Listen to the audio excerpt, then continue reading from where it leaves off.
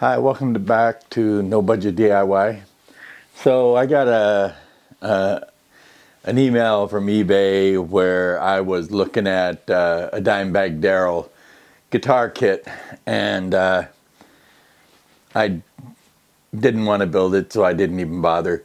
So they sent me an email with a discount code, and so I took it and went online and started looking at some of the late great Dimebag Darrell's guitars, and I saw the Great Southern Trend Killers, I believe it is, the one with the rebel flag on it, and I thought, wow, that is a very cool guitar. Maybe I'll go ahead and turn this guitar kit into that guitar. I'll show you a picture of that guitar. So when I got the kit in and I unboxed it, I had no idea what kind of guitars Dimebag Darrell used. I knew he used Washburn and Dean, and so I started looking at the parts, and I actually couldn't understand why it had two different humbucker style pickups. And then it turns out that this kit actually has, or was, a replica of that guitar. Everything, all of the hardware is in black. It's got the two pickups, the different pickups, one Seymour Duncan and the other Wild or whatever. And so to be honest with you, I actually bought the real pickups, a Seymour Duncan, and also the Wild L500 or whatever, XL. Anyway, so I ordered those for it. And I also looked at the black Floyd Rose that it came with. And of course, stamped on it is licensed Floyd Rose patent or whatever. In other words, it's just a generic copy. So I did order. I couldn't get a Washburn black tremolo, the Floyd Rose. So I just ordered Floyd Rose, genuine Floyd Rose, black one.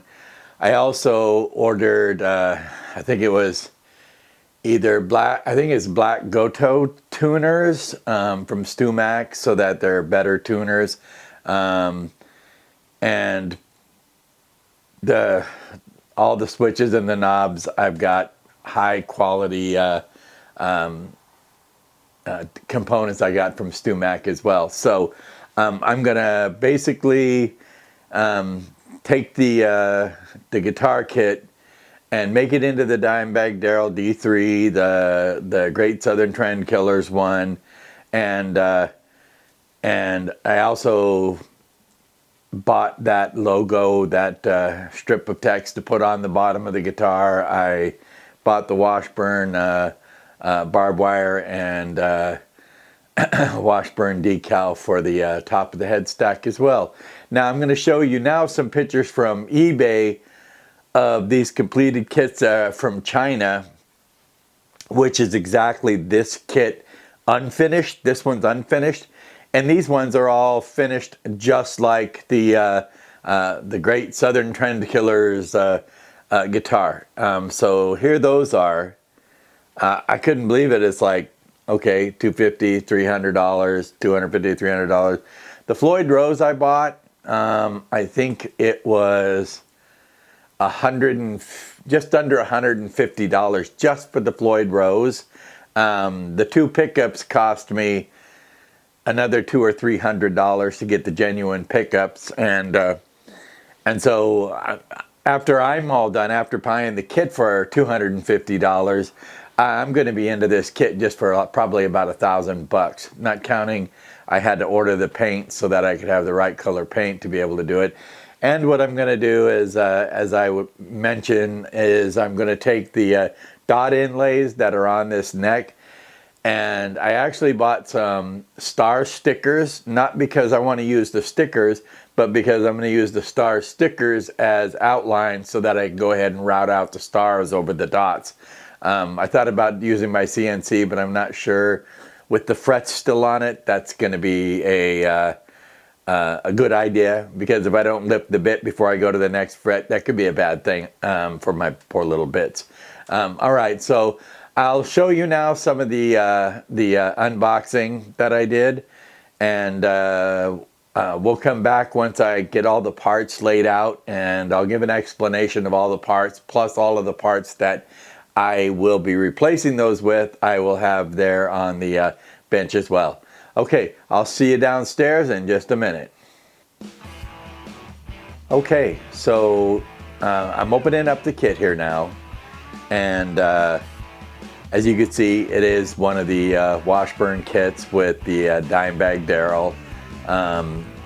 It does have the two different pickups on it. It has the bag of hardware, including the licensed by Floyd Rose patent tremolo.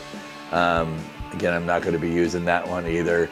I did look at the pickups and was kind of surprised that they were two different pickups, two different humbuckers, and that's because I had no idea what the late great Darrell or Dimebag Darrell actually used in his guitars.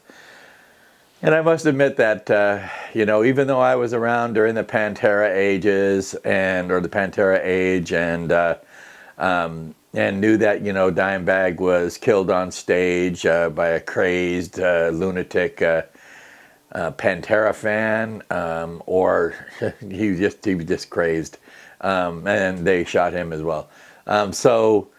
I do know, like I said, that Darrell is gone, and but I just never really got into listening to Pantera when I was younger, and I think it was at that time, it seemed like during the 80s, where you had the hair bands and the Bon Jovis and the Pat Benatar and, you know, all of the MTV rock stuff like Pantera didn't really get that, you know, heavy played. I mean, Metallica was, if it wasn't for Enter Sandman, I don't think they would have made it on MTV as well.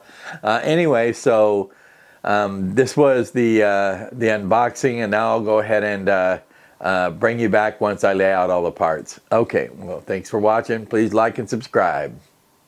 Okay, we're back downstairs, and let's wrap up this unboxing of the Dimebag Darrell guitar kit.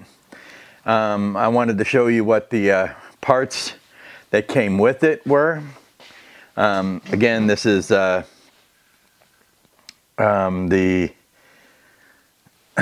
pickups that it came with.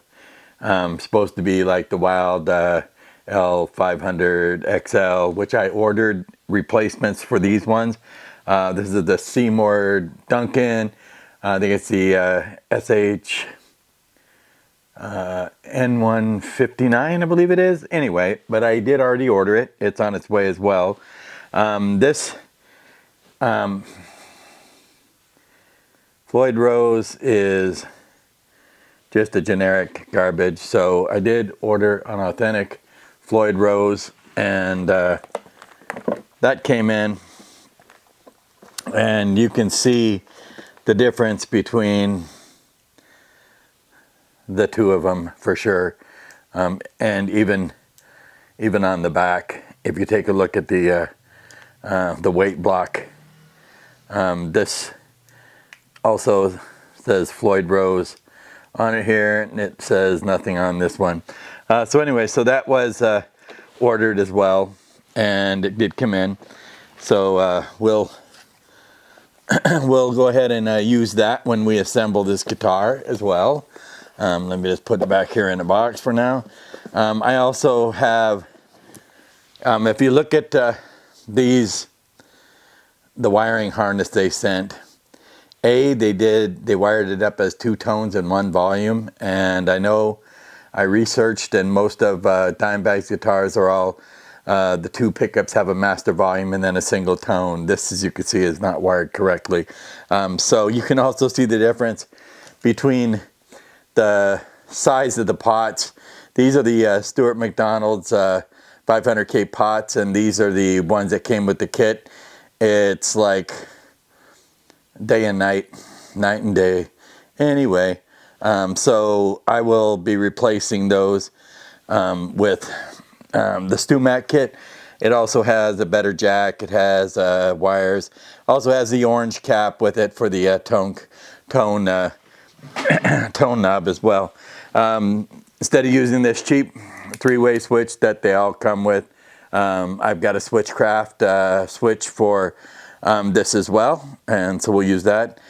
These speed knobs here, they fit these little tiny pots, but they don't fit the pots for StewMac. So I know I have a bunch of these speed knobs around somewhere. If not, I'll order another set of speed knobs. It's not critical right now because I still have to finish the body before I'm ready. Again, I ordered some Goto tuners from StewMac to replace these just generic black ones that come with it. Oh man, they're really, really sticky. And so anyway, but those are the ones that came with the kit. Comes with a pair of generic, set of generic strings. Obviously, we won't use those. It has the